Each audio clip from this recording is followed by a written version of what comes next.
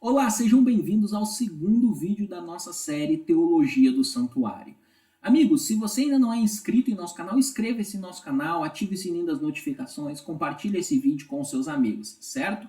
Bom, eu gostaria de compartilhar com vocês neste momento o PowerPoint que eu preparei para o nosso estudo de hoje, certo? Nós vamos ver aqui Teologia do Santuário em Gênesis capítulo 4, do 1 ao 7. Em outras palavras, nós vamos ver o e nos informa a respeito do santuário, da teologia do santuário. Bom, o que nós vamos ver hoje? Nós veremos primeiramente o sacrifício, né, o sacrifício feito por Caim e por Abel. Nós vamos buscar entender esse sacrifício e os pormenores que envolvem esse sacrifício. E depois nós vamos ver as relações aí dentro do contexto desse sacrifício com o santuário, certo? Bom, eu coloquei aí na tela então para você a tradução de Gênesis 4, do 1 ao 5, feita e exposta na tradução aí da Bíblia de Jerusalém, certo? Depois nós vamos ver o versículo 7 de forma mais detalhada. Então vamos lá. Abre aspas.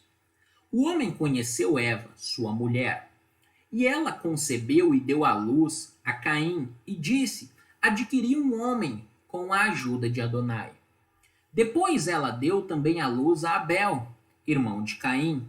Abel tornou-se pastor de ovelhas e Caim cultivava o solo. Passado o tempo, Caim apresentou produtos do solo em oferta a Adonai. Abel, por sua vez, também ofereceu as primícias e a gordura de seu rebanho. Ora, Adonai agradou-se de Abel e de sua oferta, mas não se agradou de Caim e de sua oferta.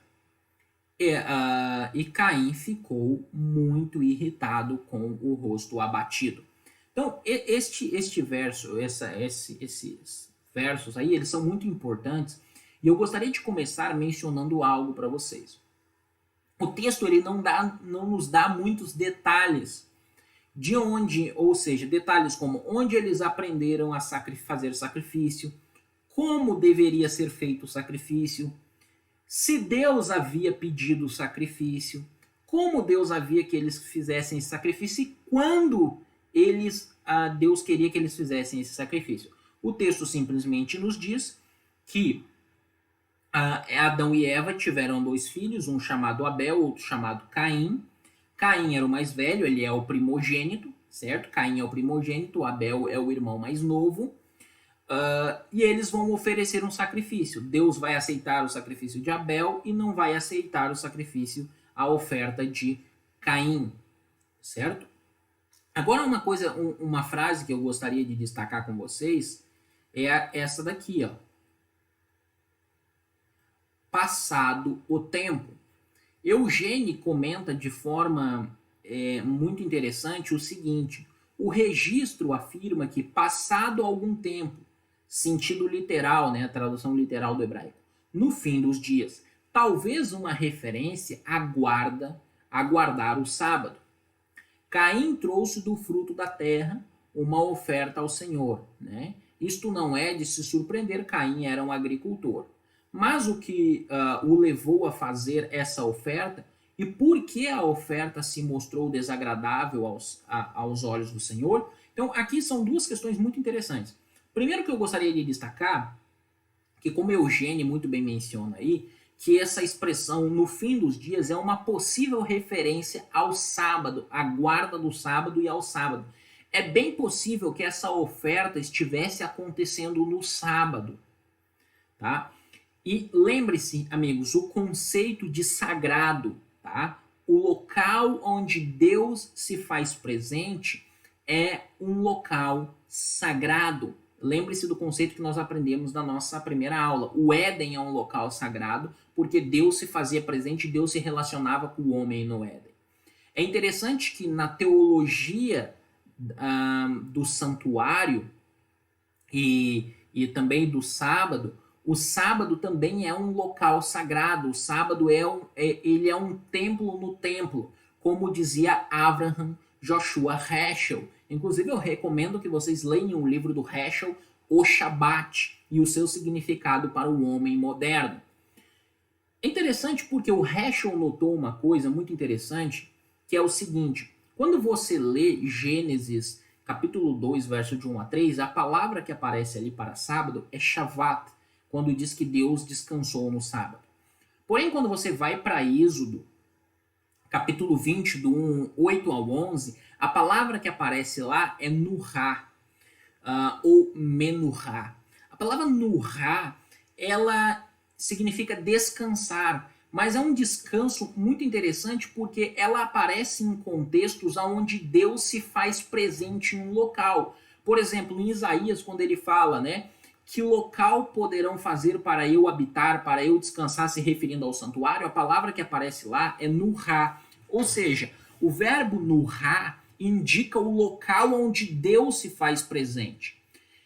Moisés, que escreveu o livro de Gênesis, escreveu o livro de Êxodo, ele indica que Deus se faz presente no sábado. De forma que parece bastante interessante que tanto esse indicativo temporal, como Eugênio menciona aqui, e como bem mencionou Heschel, que possivelmente essa ideia de Deus se fazendo presente no sábado vai aparecer no texto aqui de Gênesis. E se nós então entendermos que essa oferta possivelmente está acontecendo no sábado, então nós temos um culto aqui, nós temos uma ideia cultica, não necessariamente como o que nós temos nas nossas igrejas hoje, mas um culto dentro do contexto do Antigo Oriente, do contexto que eles estavam. Então é dentro desse contexto que agora se vem a oferecer um sacrifício. Isso daí, diga-se de passagem, eles possivelmente aprenderam dos pais deles. Nós temos Gênesis 3:21, onde o primeiro sacrifício é feito. Então, a partir daí, agora você tem a transmissão oral dos pais deles de como fazer o sacrifício, certo? Então, vamos agora avançar. O próximo ponto que eu gostaria de destacar, já destacamos esse momento agora de culto, né? Essa ideia de cultual por detrás da narrativa. Eu gostaria de destacar agora a palavra para sacrifício, a palavra minhá. Gostaria de ler o texto novamente com vocês para nós destacarmos essa palavra. O homem conheceu Eva, sua mulher. Ela concebeu e deu à luz a Caim e disse: adquiri um homem com a ajuda de Adonai. Depois ela deu também à luz a Abel, irmão de Caim. Abel tornou-se pastor de ovelhas e Caim cultivava o solo. Passado o tempo, Caim apresentou produtos do solo em oferenda a Adonai. E aí, oferenda aí, em oferta é minhá. Abel, por sua vez, também ofereceu as primícias e a gordura de seu rebanho. Ora, Adonai agradou-se de Abel e de sua oferta, mas não se agradou de Caim e de sua oferta. E Caim ficou muito irritado e com o rosto abatido. Perceba o seguinte, tanto no caso aqui de Caim, quanto no caso de Abel, a oferta é chamada de minhá. Lá no livro de Levítico, no capítulo 2, minhá é uma referência à oferta de manjares. Só que minhá, ela também não aparece na Bíblia hebraica somente para a oferta de manjares, mas ela também aparece para a oferta de sacrifícios de animais. Algumas pessoas chegaram à conclusão de que minhá aqui não indicaria um sacrifício expiatório, mas sim indicaria um sacrifício, uma oferenda simplesmente. Outros já chegaram à conclusão de que aqui se tratava de um sacrifício expiatório. Então, por exemplo, se você olhar no comentário, por exemplo, de João Calvino ele chega à conclusão de que era um sacrifício expiatório. E de fato parece que era um sacrifício expiatório, era uma oferta de animal. Haja vista que mais tarde no versículo 7, como nós veremos, Deus diz para Caim que ele ainda deveria fazer um sacrifício. Então, parece que aqui era uma oferta expiatória. Eu gostaria de mencionar algo, por exemplo, que está relacionado aí à palavra e ao seu significado. Como menciona aí no léxico de Brown, drives e brigas, tá? Aonde minhá é traduzida como presente, tributo, oferenda, oferta feita a Deus de qualquer espécie, seja de animal, de grão ou de animal, certo?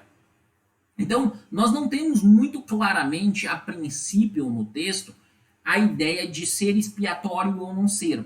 Agora, o fato é que parece que é de fato uma oferta expiatória. Veja, lembre-se comigo que o primeiro sacrifício que nós temos é em Gênesis 3:21, e ali tudo indica, né, a questão do cobrir-se, né, do cobrir com as vestes, de cobrir eles com veste de animal, um sacrifício expiatório. E foi esse tipo de sacrifício que eles aprenderam dos pais deles. E o próprio fato de Deus pedir posteriormente para Caim um novo sacrifício, um sacrifício pelo pecado, indica que esse sacrifício aqui era um sacrifício expiatório. Nós já vamos nos aprofundar mais nessa ideia de Deus pedir um novo sacrifício para Caim. Certo? Outra coisa que eu gostaria de mencionar é que esses mesmos significados eles também aparecem no Ugarítico, por exemplo, como bem menciona o léxico Kohler e Baumgartner, certo? Então, agora vamos nos atentar para Caim e para Abel. Como que o texto apresenta Caim e Abel? É interessante porque nós temos assim no hebraico, vou ler aqui no hebraico e depois nós lemos a tradução em língua portuguesa, tá bom? Vamos lá. Vayashá Adonai el Havel ve'el minchato, ve'el minchato, tá? E atentou Adonai para Abel e sua oferta. O que me chama a atenção? Seu minhá aqui, né? O que me chama a atenção aqui? É que Abel, o texto coloca Abel antes da sua oferta. Então, o texto está nos chamando, diz que Deus aceitou primeiro Abel e depois a sua oferta, certo? E atentou para Abel e depois para a sua oferta. Veja, que Deus, ele primeiro ele aceita o adorador e depois a oferta do adorador. Então, isso daqui nos indica que o problema aqui também vai além do tipo de oferta que Caim ofereceu, mas sim como Caim ofereceu. E isso é interessante porque se nós voltarmos ao texto aqui, amigos, vocês vão perceber o quê? Que o texto, quando vai descrever a oferta de Caim no versículo 3, ele simplesmente assim, passado o tempo, Caim apresentou produtos do solo em oferta a Adonai. Ponto. Agora, quando você vai para Caim, diz assim, Abel, por sua vez, ou aqui como aparece, né, Gan em hebraico, também, Abel, por sua vez também, ofereceu as primícias e a gordura de seu rebanho. Então veja, quando diz se refere a Caim, diz que Caim simplesmente foi lá e ofereceu algo do campo. E quando vai falar de Abel, diz que Abel oferece das primícias, ou seja, ele oferece do melhor e ele também oferece da gordura, ou seja, indicando que a oferta de Caim ela é uma oferta oferecida com esmero. Existe algo mais por detrás dessa oferta. A ideia que o narrador está nos dando é que mais ou menos que quando Caim vai oferecer, Caim vai lá e oferece qualquer coisa. Ele oferece do jeito que dá na telha dele, ele oferece qualquer coisa. Mas Abel, não, Abel oferece o melhor. E aí é interessante porque no verso 4, tá, no segmento D, o que nós vamos ter é exatamente isso, dizendo que Deus aceita primeiro a Abel e depois a sua oferta. Veja, Deus primeiro aceita o ofertante e depois a sua oferta. Ou seja, indicando que o ofertante ele é importante. Não somente a oferta, mas também o ofertante. Isso é uma teologia que vai aparecer também mais tarde no livro de Isaías. Quando o pessoal estava oferecendo os animais de qualquer jeito, e Deus diz para eles, olha, misericórdia quero e não holocaustos. Aí quando ele vai falar ali em Isaías, quem mata um boi é semelhante a quem mata um homem. Ou seja, o que Deus estava dizendo? Olha, vocês estão oferecendo, mas vocês estão oferecendo de qualquer jeito. Isso também é interessante, porque quando você vê Zacarias, por exemplo, no livro de Zacarias, os sacerdotes estavam oferecendo animais ali que não com defeito, né? E aí Deus diz assim: cadê a minha honra? Onde está a minha honra? Vocês me oferecem aí o que está cego, o que está machucado, quando lá na lavoura de vocês têm o que é bom. Em outras palavras, os ofertantes estavam oferecendo algo para Deus que Deus estava considerando indigno, porque eles estavam oferecendo primeiro de qualquer jeito algo que partia deles, e também porque o sacrifício era um sacrifício que estava lá, que era um sacrifício defeituoso. Então veja, essa ideia teológica ela vai aparecer posteriormente na Bíblia hebraica. O ofertante como tendo desígnios indignos, e ele também oferece uma oferta indigna. Então as duas coisas andam junto, oferta e ofertante. Adonai primeiro aceita o ofertante e depois ele aceita a oferta. Ok? E quando nós vamos para Caim, nós vamos ter aqui Ve'el Caim, Ve'el Michatot, certo? Ve'el Michatot, Minchatot, Lo Sha'ah, certo? Ve'el Caim, Ve'el Minchatot, Lo Sha'ah. E para Caim e sua oferta não atentou. Aqui é interessante uma inversão. Por quê? Além de Caim estar em primeiro local, e para Caim e para sua oferta, essa estrutura segue mais ou menos a mesma da estrutura anterior, para Caim e para sua oferta, ou seja, colocando o ofertante antes da oferta, indicando a mesma coisa novamente, ele não aceita Caim e depois não aceita a sua oferta. Agora tem algo mais. Essa cláusula aqui, nós chamamos ela no hebraico de X-katal. É a famosa topicalização na sintaxe do hebraico, na análise do discurso. Por quê? O que é a topicalização? A topicalização, amigos, é quando um narrador ele está contando uma história e, de repente, ele quebra a ordem natural da sintaxe para apontar para um ponto. Ele desloca o teu foco para esse ponto. Então, a ordem natural no hebraico é verbo, sujeito e complemento. Quando o verbo não aparece em primeiro lugar, ele aparece em segundo lugar, ou seja, o verbo que é o predicado sai do seu local, tá? E deixa que o sujeito assume o seu lugar na frase, ou seja, como está aqui, tá? O verbo aqui, então nós chamamos isso de X-katal, é a topicalização. O que indica isso? Que o narrador está chamando a nossa atenção para Caim.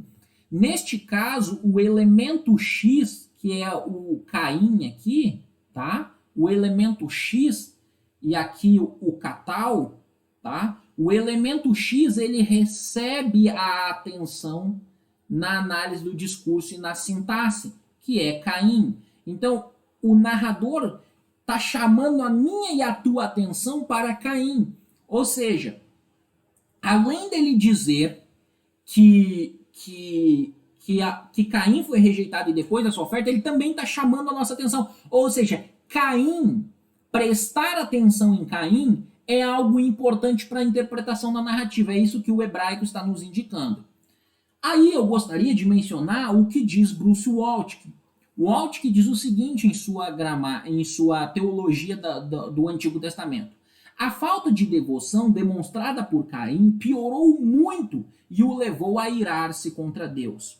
Em vez de se arrepender por ter deixado de agradar ao Criador, ele ficou irado com Deus, esperando que este mudasse e aceitasse sua oferta. Em vez dele, Caim, mudar o sacrifício.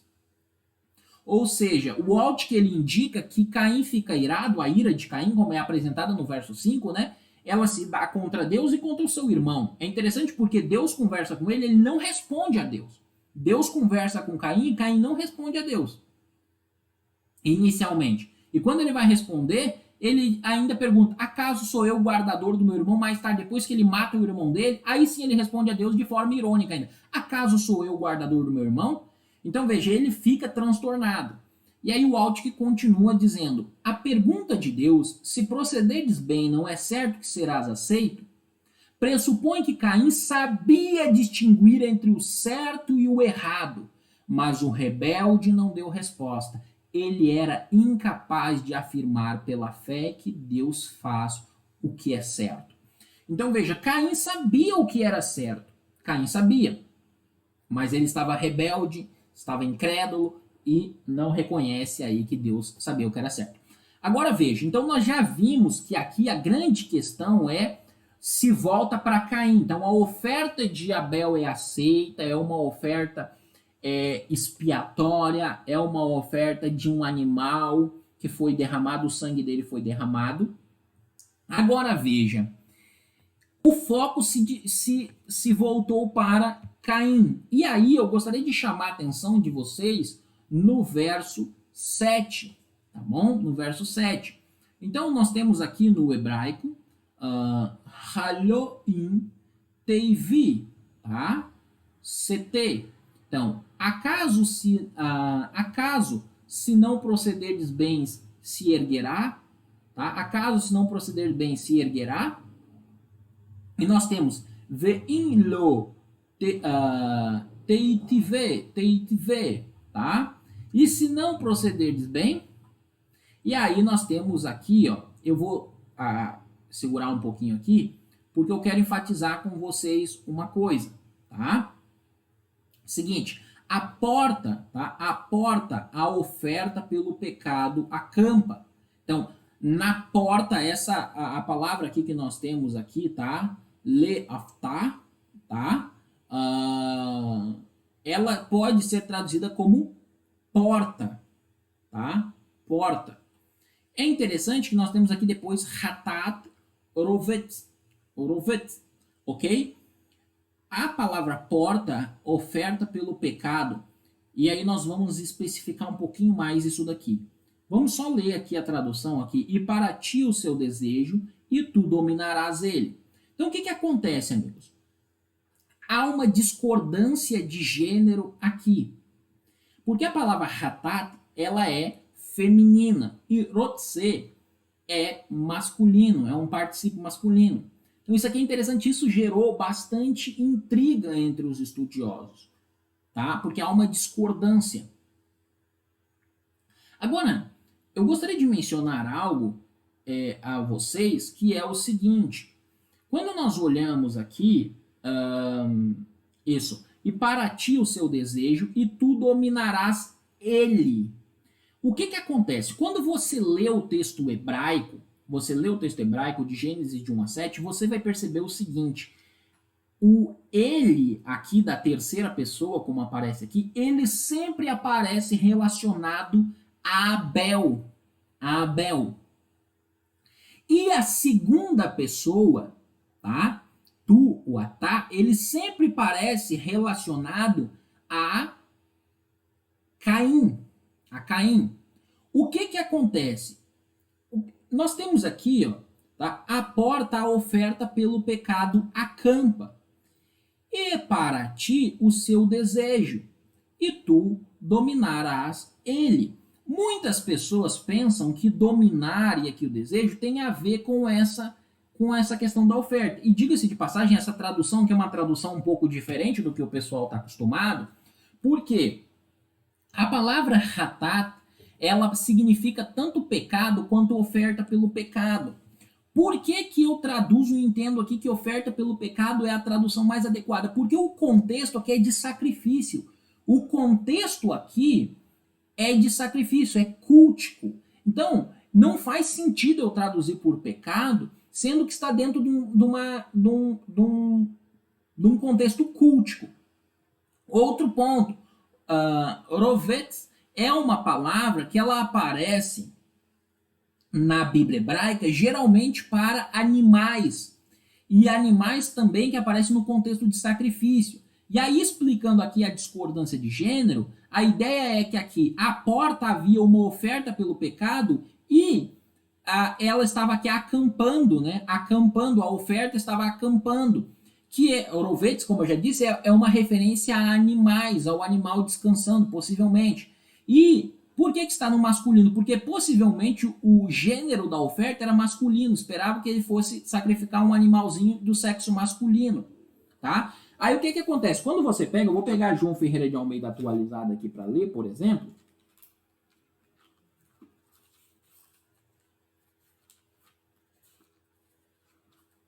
Vamos lá, pegar aqui a Bíblia João Ferreira de Almeida atualizada. No capítulo 4, versículo 7, o texto é traduzido da seguinte forma: se procederdes bem, não é certo que serás aceito? Se todavia procederdes mal, eis o pecado jaz à porta. O seu desejo será contra ti, mas a ti cumpre dominá-lo. Veja, essa tradução que muitas outras traduções seguem, ela não é uma tradução literal, tá? Do texto hebraico. E também aqui, ao nós fazermos uma tradução literal do texto hebraico, a decisão de traduzir determinadas palavras, ela é tomada a partir do contexto. Então, por exemplo, nós traduzimos aqui a palavra oferta pelo pecado e acampa de acordo com o contexto. O contexto, ele é um contexto de sacrifício do 1 ao 7. Ele é um contexto de sacrifício, de oferta. Então, faz muito mais sentido traduzir dessa forma. E diga-se de passagem, a Septuaginta interpretou da mesma forma. A Septuaginta interpretou da mesma forma essa oferta aqui, tá? Agora, então veja, aí o que acontece? A palavra aqui, ó, seet, tá?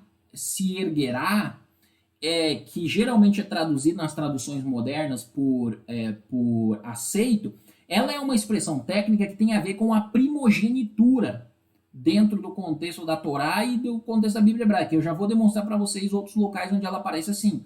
Então, o que acontece? Quando Caim e Abel oferecem suas ofertas, a oferta de Abel foi aceita. E o rosto dele decaiu, indicando ali, ao que tudo indica, ele entendeu que a primogenitura dele estava em risco quando o rosto dele decai. E agora se usa um termo específico, seet, que tem a ver com a primogenitura. Ou seja, acaso se não procederes bem, não se erguerá, ou seja, não recuperar a tua primogenitura, não terá a tua primogenitura. É isso que está sendo dito para ele. Aí diz assim, e se não procederdes bem, tá?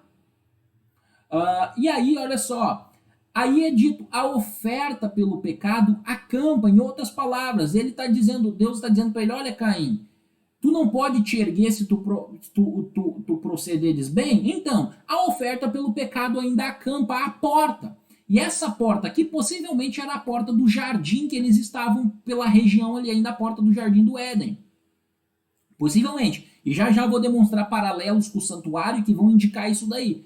E aí diz assim, e para ti o seu desejo, e tu dominarás ele. Esse ele aqui, amigos, não é uma referência ao desejo, porque, como eu estava dizendo, toda vez que a terceira pessoa aparece, é uma referência a Abel no texto hebraico.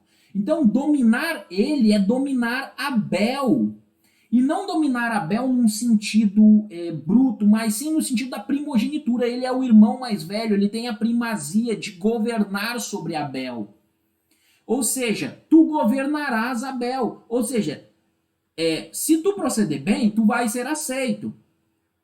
Ainda existe um pecado à porta para ti. Faz esse sacrifício, tá?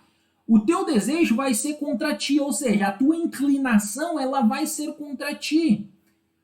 E tu dominarás ele. Ou seja, havia uma rincha entre os irmãos. O teu desejo será contra ti, ou seja, faz a oferta, o teu desejo será contra ti, a tua natureza será contra ti, os teus desejos, as tuas inclinações serão contra ti.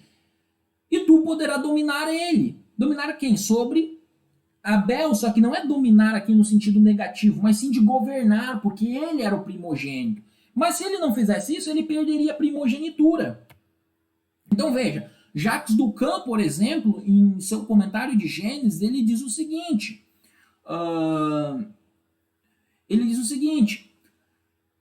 a palavra hebraica para aceito, seet, que literalmente significa levantar, corresponde ao rosto caído, Deus instrui Caim que a única maneira de recuperar o que ele perdeu é fazer o bem. A palavra seet, levantando, é um termo que se refere à dignidade do primogênito, Gênesis 49, verso 3, esclarecendo assim a natureza da perca de Caim. O que está em jogo, então, neste incidente, diz respeito à preeminência de Caim como primogênito. Deus adverte Caim de que, se ele se comportar corretamente, não perderá, né, o levantar da face, associado. Então vamos lá, vamos ler aqui Gênesis 49, versículo 3, por exemplo, para dar um exemplo aí. Gênesis 49, versículo 3.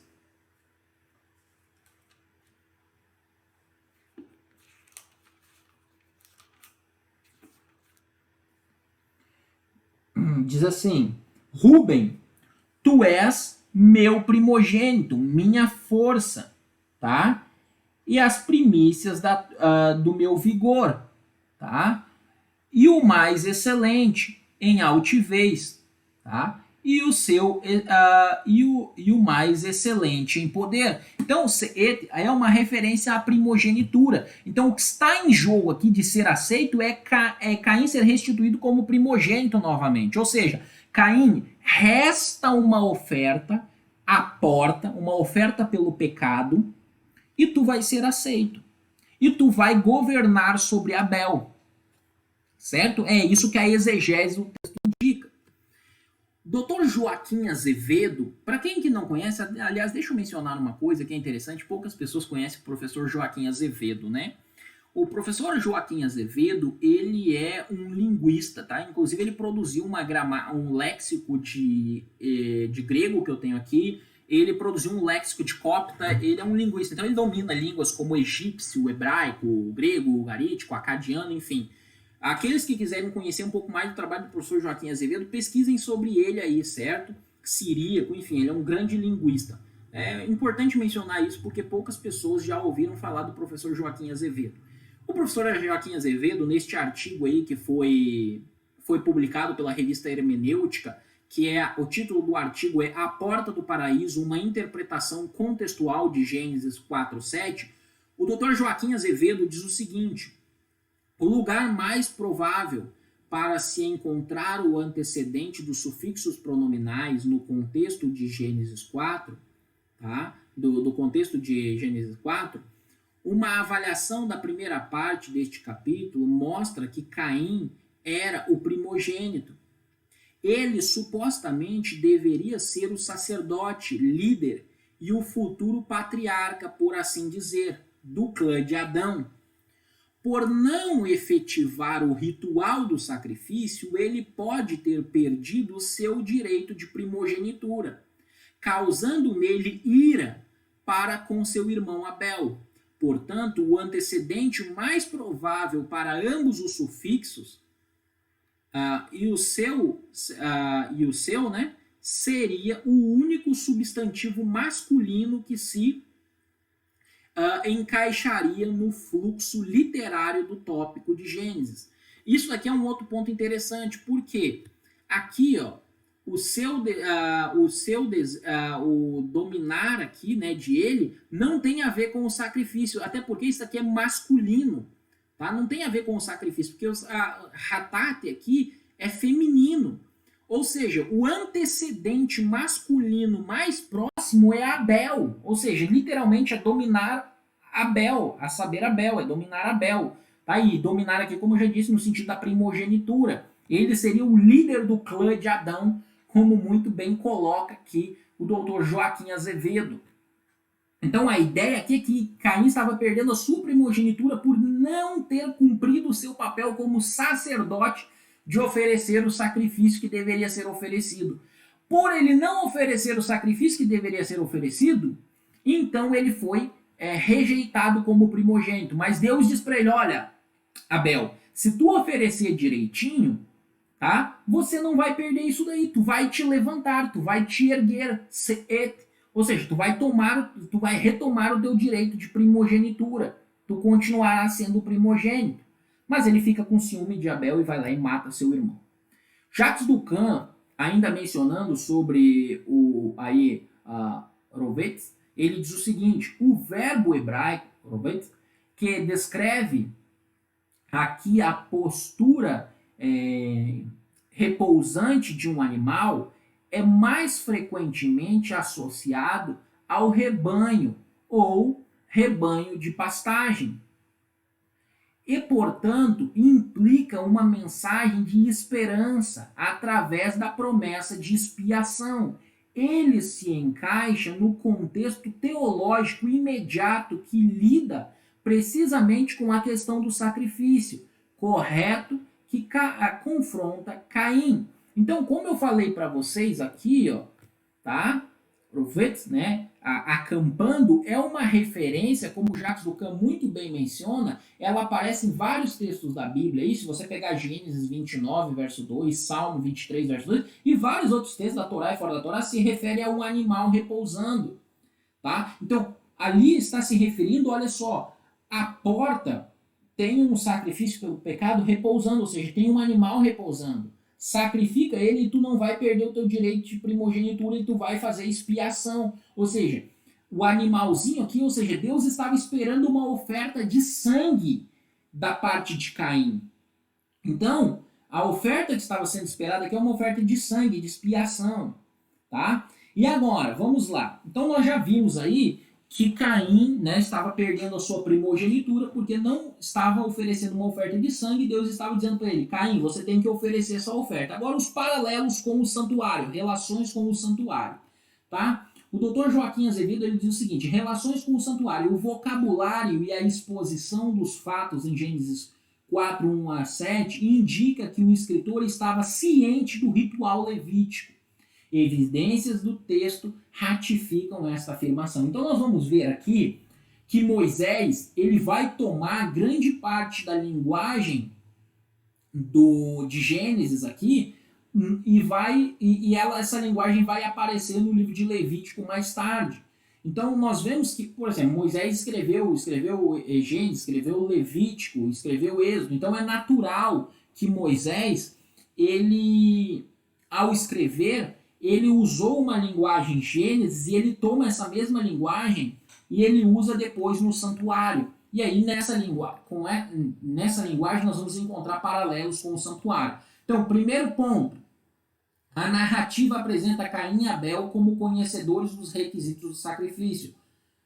O que trazer, como agir e onde fazê-lo. Ou seja, indicando ali que havia um local de sacrifício e tudo mais, e eles sabiam aonde fazer isso daí. Tá? Aí, ainda o seguinte, o vocabulário de Gênesis, de 1 aí a 16, tá? Alude a um futuro ritual de culto. Por exemplo, o verbo trazer, né, que nós vimos aí, ele trouxe, é usado em passagens cultuais para oferecimento de sacrifício, lá em Levítico 2, tá? E a palavra minhá, de acordo com Jacob Migron, né, ele está citando Jacob Migron, é um erudito judeu, maior especialista no livro de Levítico, indica usualmente oferta de cereais, mas em alguns casos raros pode se compor de animais. A nomenclatura primícias, primogênito do rebanho, é também usada no contexto levítico. O fato de um sacrifício animal ser queimado no altar e com sua gordura, tá? E aí tem os textos, né, para comparar em Levítico e Números. As palavras aceito, né, movido, perdoado, tá? Tem algo a ver com o processo inteiro de reconciliação entre as duas partes, né? Que é quando os irmãos de José, inclusive, ali vão tentar se reconciliar com José.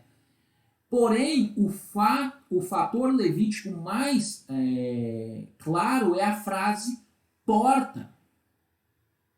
A porta, uma expressão similar, né, é usada muitas vezes em Êxodo, Levítico, e Números e Deuteronômio, sem a preposição, aludindo à porta do santuário e ao local onde os sacrifícios eram oferecidos diante de Adonai, a entrada de sua casa.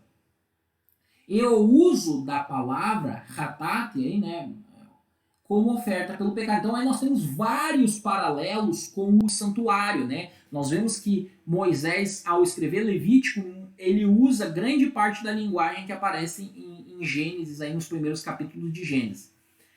Outra figura do santuário é a presença sobrenatural do querubim leste do jardim, né? Gênesis 3, 24, que menciona os querubins, que está na mesma orientação geográfica da entrada do tabernáculo levítico, de frente ao oriente. Mesma coisa, isso aí nós vimos semana passada. Várias passagens em Êxodo indicam uma presença sobrenatural à porta do santuário.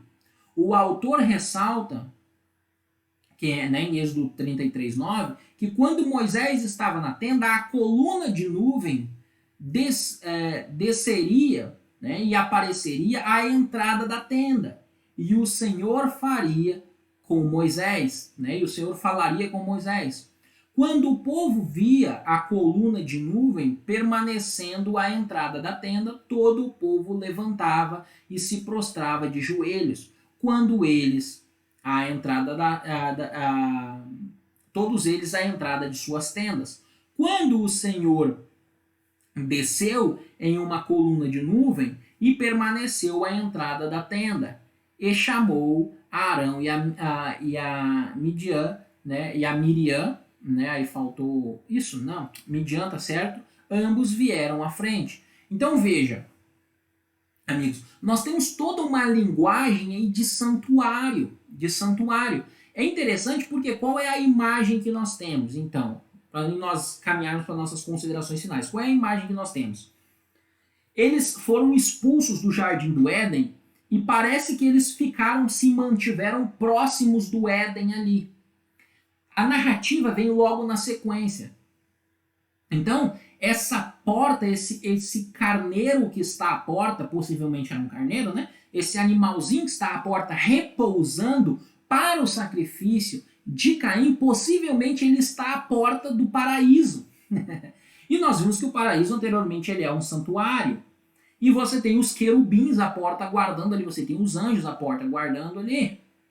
Então, você tem vários paralelos com o santuário israelita posterior. Então, o que parece é que Moisés, ao escrever depois sobre o santuário, ele usa grande parte da linguagem aí de Gênesis, do capítulo 1 ao capítulo 4, para se referir lá. Então ele usa a linguagem cultica aí, certo? Então nós percebemos que Gênesis ele proporciona parte da linguagem cultica que vai ser usado mais tarde por Moisés, haja visto que Moisés escreveu os 2 livros. Então, nós aí hoje entendemos, nessa segunda aula sobre teologia do santuário, que teologicamente não importa somente a oferta, mas também importa o adorador. A forma como o adorador se porta diante de Deus, como ele se apresenta diante de Deus num culto sagrado, ela é muito importante, ele é muito importante, tá? E isso daí vai aparecer na Bíblia hebraica mais tarde. E essa relação, então, com o santuário, ela existe, tá? Então, a teologia do santuário, amigos, ela não começa em Êxodo, ela não começa em Levítico. A teologia do santuário, ela começa em Gênesis, tá bom? Então, eu gostaria de frisar isso daí hoje. Na nossa próxima aula, nós vamos estudar sobre o sacrifício de Noé, Lehitraot. Até a próxima.